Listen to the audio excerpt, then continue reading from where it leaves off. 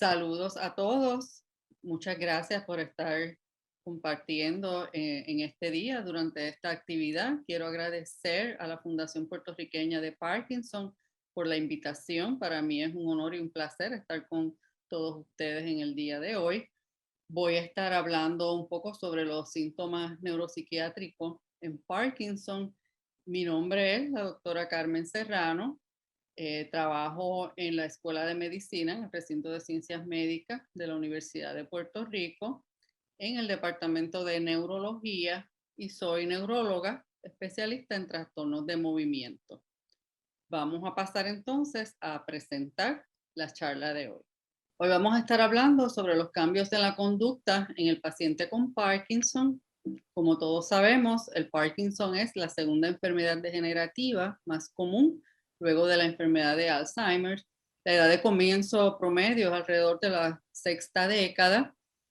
Eh, la mayoría de los casos son de Parkinson idiopático o esporádico, pero tenemos que tener en cuenta que también hay otros casos de parkinsonismo degenerativo, Parkinson heredado que tiene un componente genético y Parkinson secundario. Vamos a identificar primero qué tipo de Parkinson es el que tiene nuestro paciente. ¿Por qué es que se desarrolla el Parkinson? Sabemos que hay una pérdida de las neuronas que producen un neurotransmisor llamado dopamina. También hay acumulación de una proteína, alfa-sinucleína, y de los llamados cuerpos de Lewy. Y esto lleva a daño, alteración en el funcionamiento de las neuronas. Hay degeneración en otras áreas del cerebro y esto es importante porque junto con la alteración de otros neurotransmisores va a llevar al desarrollo de los llamados síntomas no motores. Los síntomas motores que vamos a ver con mayor frecuencia en el paciente de Parkinson incluye temblores en reposo, rigidez en los músculos, bradicinesia o lentitud en los movimientos y los problemas del balance y caminar. Son estos cuatro los principales, los que nos van a llevar a hacer el diagnóstico clínico, ya que diagnosticamos al Parkinson a través de nuestra examinación y el historial que nos provee el paciente. Hay otros síntomas motores también, como es una escritura pequeña, la expresión facial reducida, destreza de los movimientos finos, precisos, está reducida también. Usualmente un brazo va a estar moviéndose menos cuando camina el paciente, el lado más afectado. El tono de voz puede ser más bajo y el hablar puede estar un poco enredado. Estos son síntomas motores que vemos en nuestros pacientes, pero también hay síntomas no motores que incluyen aquellos que afectan el sistema autonómico, como son cambios en la presión cuando nos ponemos de pie, se llama hipotensión ortostática, problemas de orina, estreñimiento es bien común y puede anteceder la enfermedad por varios años, disfunción eréctil, entre otros, problemas de tragado, disminución en la olfacción es muy común, cambios visuales, dolor, problemas respiratorios y cardíacos. Los trastornos de sueño son sumamente importantes, particularmente de relevancia por los problemas neuropsiquiátricos, ya que están íntimamente asociados y pueden preceder estos síntomas neuropsiquiátricos, así como también empeorarlos. Frecuentemente vemos un sueño fragmentado, sueños vívidos, actuar los sueños y somnolencia durante el día, todos estos son muy frecuentes. Y finalmente, los cambios de conducta neuropsiquiátricos, que son los que vamos a estar hablando en más detalle durante el día de hoy. El tratamiento incluye terapia farmacológica, las drogas dopaminérgicas siguen siendo las más efectivas, contamos con un arsenal de otros medicamentos que utilizamos, tratamientos quirúrgicos y otras formas de manejar el paciente, entre ellas ejercicio. El ejercicio es como otro medicamento para el paciente de Parkinson, es sumamente importante, terapias de diversos tipos, otras formas de actividad física, manejo de su nutrición y de los síntomas tanto no motores como otras condiciones médicas que pueda presentar el paciente. ¿Qué lleva a los problemas de conducta en el paciente de Parkinson? Lo más importante son estos cambios que estamos ocurriendo en el cerebro, estos cambios degenerativos y las alteraciones consecuentes en los neurotransmisores. También pueden asociarse a efectos adversos de algunos medicamentos, algunos de estos medicamentos para el Parkinson, así como también para otras condiciones médicas, factores psicosociales, tener un historial de condiciones psiquiátricas previas, complicaciones de otras condiciones médicas y combinaciones de todas las que hemos mencionado previamente. Vamos a comenzar hablando un poquito sobre la ansiedad. Este es el paciente que llega a la consulta con una queja de que se siente intranquilo. Hasta un 60% de los pacientes con Parkinson van a tener ansiedad en algún momento. Puede preceder la condición, ocurrir concurrentemente o también puede acompañar síntomas de depresión. Es más común, la vamos a ver con más frecuencia en pacientes que ya están teniendo fluctuaciones motoras, es decir, por periodos de off o discinesia, que son estos movimientos involuntarios que desarrollan algunos pacientes. Hay varios disturbios de ansiedad que son más frecuentes en Parkinson, entre ellos ansiedad generalizada, fobias, que son temores, particularmente social, es decir, compartir con otras personas, o agorafobia, que es salir a lugares abiertos donde hay mucha gente y se sienten asustados de estar en ese lugar. El paciente de Parkinson puede tener episodios de pánico y ya aquí es una sensación de que algo terrible va a ocurrir y esto puede estar acompañado de palpitaciones, de una sensación de que no puede respirar bien y temor de que va a perder el control. Y ya una conducta obsesiva compulsiva también puede ser una manifestación de ansiedad.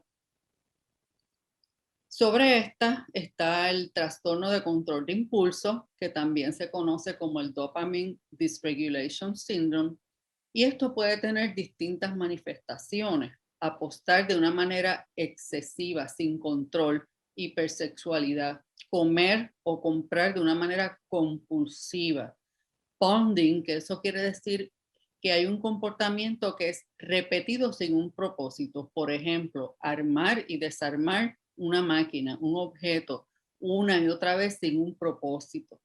Acumular objetos de una manera obsesiva, aun si son cosas que no tienen uso ni valor. Y esto se le llama en inglés hoarding. Una ansia o un deseo intenso por ingerir el medicamento de Parkinson, aunque en realidad no lo necesite, no tenga un problema motor en ese momento. Esto lo vamos a ver más frecuentemente en pacientes jóvenes, pacientes con historial de uso de alcohol o sustancias controladas, y se asocia principalmente a los agonistas de dopamina en dosis alta. Y aquí lo que hacemos es comenzamos precisamente ajustando la dosis de estos medicamentos. Si los podemos reducir o quitar, sería la primera manera de manejar este problema de control de impulso. Si es necesario, se evalúa con un psicólogo o psiquiatra, se puede ofrecer terapia de conducta o medicamento. En general, para manejar la ansiedad en Parkinson es importante identificar los factores que la pueden exacerbar y determinar el profesional de la salud que va a estar a cargo de tratarla, que debe ser un psicólogo o un psiquiatra. Hay tratamiento no farmacológico que va desde psicoterapia, métodos de relajación, terapia de conducta, es muy útil, ejercicio, mejorar el sueño. Si ocurre con los periodos off, pues entonces hay que revisar el tratamiento de Parkinson.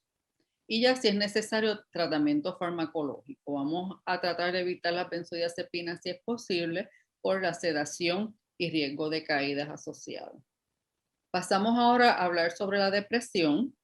Este paciente es diferente, es un paciente que llega porque se siente triste, se siente desanimado. A veces es el familiar o su acompañante quien nos da la queja y no necesariamente el paciente.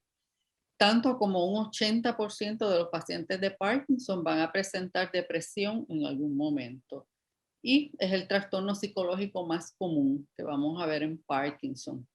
Interesantemente, la depresión puede anteceder los síntomas motores por varios años.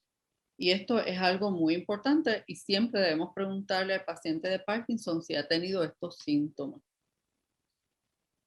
¿Cómo vamos a manejar la depresión? Lo más importante es detectarla. Hay que preguntar. Y ya sea el familiar, el paciente, traerlo, si no, nosotros como su principal proveedor de salud debemos preguntar. Hay que identificar los factores agravantes y evaluar cómo se pueden modificar. Preocupaciones de trabajo, pérdida de su independencia, asuntos del hogar, factores económicos. Todo esto pueden ser factores que agraven la depresión, estas preocupaciones constantes. Hay que evaluar la depresión de una manera objetiva y entender qué tan severa es. Y para esto hay unas pruebas, unas escalas que podemos utilizar, usualmente las administra el psicólogo o el psiquiatra, y entonces nos permite entender mejor qué es lo que está ocurriendo. Algunos pacientes pueden tener lo que se llama una depresión subclínica, en donde los síntomas son leves y tal vez las escalas no nos dicen que hay una depresión. Sin embargo, puede interferir con el funcionamiento de la persona y en este caso, pues entonces le vamos a dar seguimiento y si es necesario lo vamos a tratar también. Discutimos el diagnóstico con el paciente, con su cuidador. Vamos a determinar nuevamente quién va a estar siguiendo y manejando la depresión. Tenemos que sentarnos y ver todas las medicinas que utiliza ese paciente, sean de Parkinson o para otras condiciones médicas. Una vez hacemos estas evaluaciones, determinamos cómo lo vamos a manejar. Requiere terapia psicológica, terapia de conducta, una hospitalización psiquiátrica, medicamentos. Por eso es importante llevar a cabo toda esta evaluación en el paciente con depresión.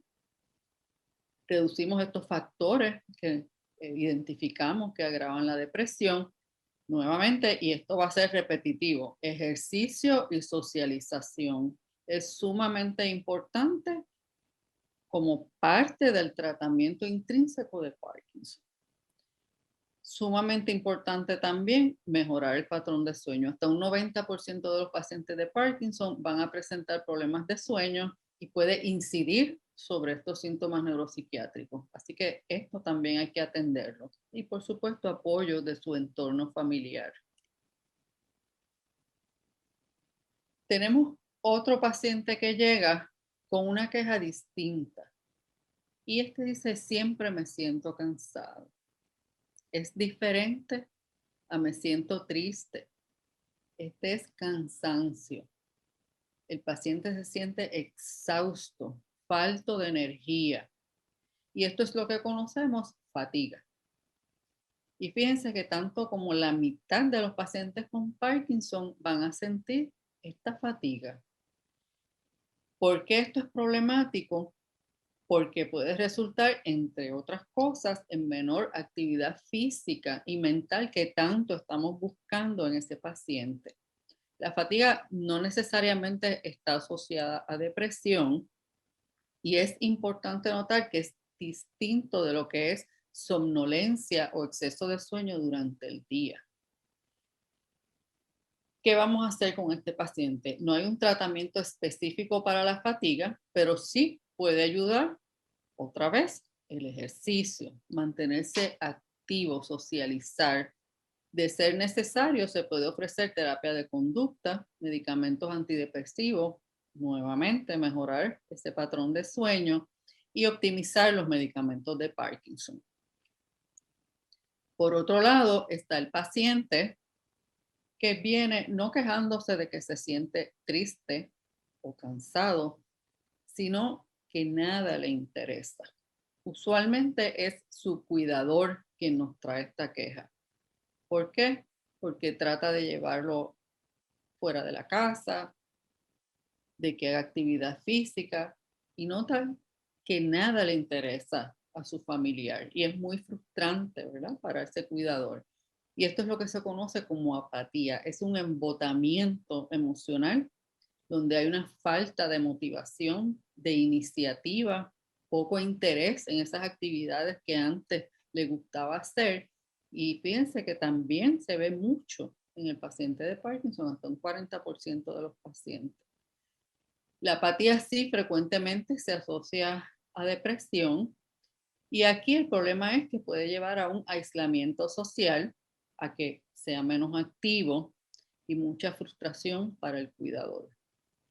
De igual manera, no hay un tratamiento específico, sin embargo, si ayuda la terapia de conducta, de ser necesario, podemos utilizar antidepresivos, agonistas de dopamina y nuevamente ejercicio, socializar, es bien importante para manejar esto.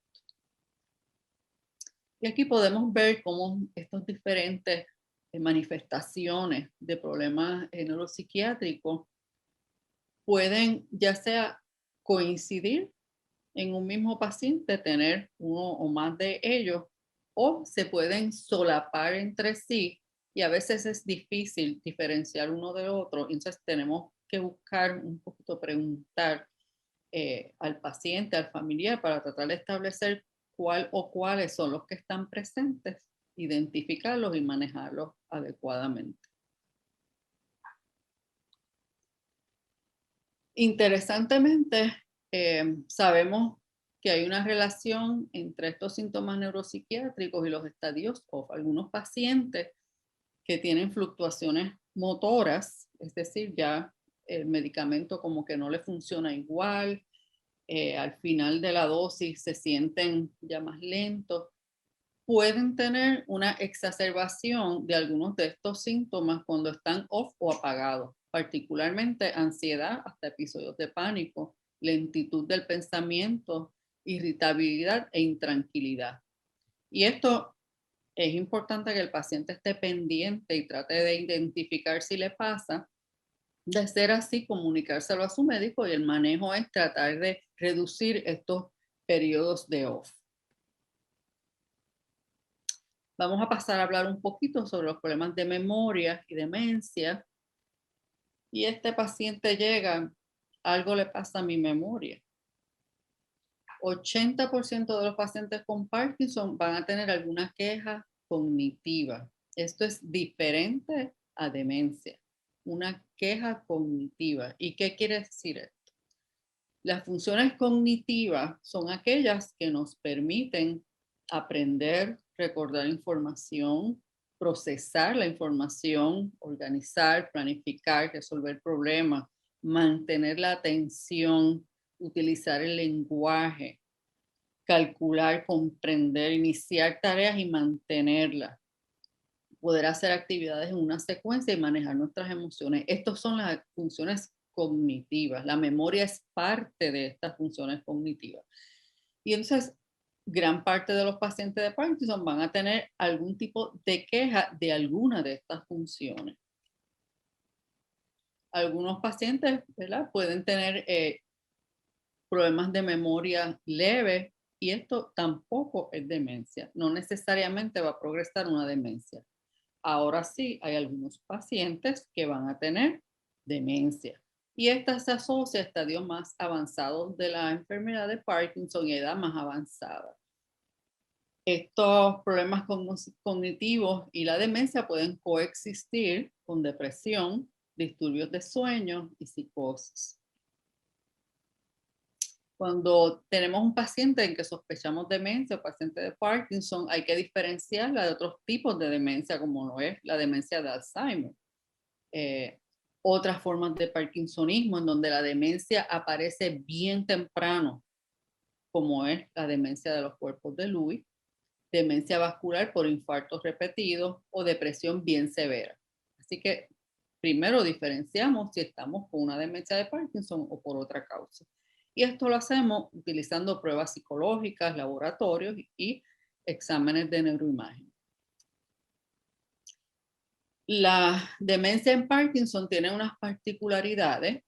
Se afectan mayormente lo que llamamos funciones ejecutivas y aquí, de toda esa lista que hablamos ahorita, la capacidad de planificar, de llevar la actividad en una secuencia, iniciar una tarea, cambiar de tarea, atender, concentrarse, ese pensamiento más lento y estar orientado en el espacio son las que característicamente más se van a afectar en Parkinson. No son la única, pero son las más comunes. ¿Y qué hacemos entonces? Lo primero, nuevamente, nos sentamos a revisar todas las medicinas que está utilizando el paciente. No debe estar este paciente tomando medicamentos anticolinérgicos. Estas medicinas en el pasado se utilizaban en Parkinson, pero ya hoy tenemos otros medicamentos que son muy eficaces y que no causan estos problemas. Podemos iniciar tratamientos para la demencia, donepezil, rivastigmina, están aprobadas para el Parkinson. Memantina también se puede utilizar, se pueden combinar. Terapia cognitiva y de conducta, medidas del diario vivir que podemos utilizar y nos pueden ayudar. Ejercicio, nuevamente, importantísimo socializar. Llevar una lista de sus cosas, una rutina, hacer diversas actividades. Para las medicinas, poner una alarma que no se le olvide tomarse el medicamento a la hora y manejar estas otras, ¿verdad? Cosas como depresión, ansiedad, etcétera, que puedan incidir sobre el cuadro demencial. Y ya tenemos a este paciente que llega y dice que a veces ve personas en la casa o ve animalitos, pero se da cuenta que no es real. Más o menos 30% de los pacientes con Parkinson van a alucinar en algún momento. Usualmente estas alucinaciones son visuales, a ver cosas, pero pueden ser también auditivas, oír cosas, olfactorias o táctiles, sentir a veces animalitos que le caminan. Muchas veces, probablemente la mayoría de las veces, son transitorias, como un efecto secundario o adverso de los mismos medicamentos que utilizamos para manejar el Parkinson y mejoran simplemente ajustando las medicinas. Pero en ocasiones se acompañan de ideas delirantes, ideas que son ilógicas, que no son racionales, donde hay una alteración mental, donde hay una pérdida de contacto con la realidad. Puede haber también ilusiones, por ejemplo, ve una rama por la ventana y piensa que es una persona que está allí. Cuando tenemos estas alucinaciones junto con estas ideas delirantes o ilusiones, eso es lo que llamamos una psicosis. Pocos pacientes, ¿verdad?, con Parkinson van a presentar psicosis, pero fíjense que en estadios más avanzados aumenta el riesgo de psicosis. Así que la edad, tener demencia, el uso de múltiples medicamentos para Parkinson, muchos medicamentos, los de Parkinson y otros más, y la severidad de la enfermedad van a aumentar el riesgo de psicosis. Es un paciente que está desorientado, confuso, alucina, puede estar paranoide, con ideas de persecución y pierde contacto con la realidad. Y ya esto se asocia con un riesgo mayor de demencia y tiene más morbilidad y mortalidad. ¿Qué hacemos con el paciente con psicosis? Otra vez nos sentamos a revisar todos los medicamentos, no vamos a usar anticolinérgicos. Si podemos, bajamos, ajustamos la dosis de los medicamentos dopaminérgicos, si podemos quitar algunos, los quitamos, descartamos otras condiciones médicas y de ser necesario, lo tratamos. Hay una medicina que se llama pimavanserin, que está aprobado para psicosis en Parkinson, y hay otros medicamentos antipsicóticos que podemos utilizar.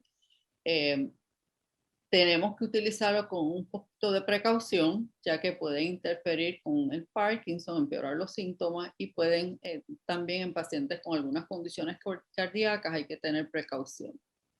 Vamos a tratar de evitar los cambios en el hogar, que se mantenga la rutina. Importante evitar la deprivación sensorial, tanto visual, poner una lucecita en el cuarto por la noche, auditiva, si no escucha bien, utilizar audífonos, equipos asistivos y prevención de caída. Son muchos, ¿verdad?, los retos que puede enfrentar el paciente de Parkinson para atender todos estos síntomas neuropsiquiátricos que hemos hablado durante el día de hoy. Entre ellos, acceso a un cuidado médico adecuado, a los medicamentos indicados y adecuados, evaluación por un psicólogo, por un psiquiatra, nutrición, acceso a terapia física, ocupacional, de habla, de balance, uso de equipos asistivos, apoyo para cuidado en el hogar o poder conseguir un hogar de cuidado, apoyo al cuidador, transportación a su cita, a la farmacia, etcétera, y los costos que pueden tener todos estos cuidados requeridos. Y aquí, ¿verdad? Entra, entre otras cosas, el rol de los grupos de apoyo de Parkinson para manejar esto, ayudar en estos síntomas neuropsiquiátricos, informar como estamos haciendo hoy, permite socializar, intercambiar experiencias, servicios como es el ejercicio que tanto hemos hablado, terapia, nutrición, este sentido de pertenencia con otros pacientes y cuidadores, apoyo al cuidador también y un enlace con la comunidad y también hacer política pública para que se puedan conseguir estas diferentes eh, tratamientos y servicios que necesitan los pacientes. Así que en conclusión, hemos hablado un poquito sobre el Parkinson. Es una enfermedad neurodegenerativa, causa síntomas motores, no motores, de conducta y cognitivo. El manejo es multidisciplinario, debe incluir la identificación del problema, ¿verdad? Para poderlo entonces manejar los factores asociados y entonces entrar en tratamiento ya dirigido al síntoma que hemos encontrado. Tratamiento farmacológico, no farmacológico. Hablamos un poquito de los retos que enfrentan nuestros pacientes y el rol que tiene el grupo de apoyo, la comunidad, también la familia, para ayudar al paciente de Parkinson. Yo espero que esta charla haya sido de utilidad, haya sido informativa. Agradezco su atención. Los felicito a todos por participar de esta actividad. Eh, Pueden enviar cualquier pregunta que tengan, con mucho gusto yo se la contestaré más adelante. Y nuevamente, muchas gracias a la Fundación Puertorriqueña de Parkinson por la oportunidad de poder llevar esta información a los pacientes y a las familias. Que tengan todos muy buen día.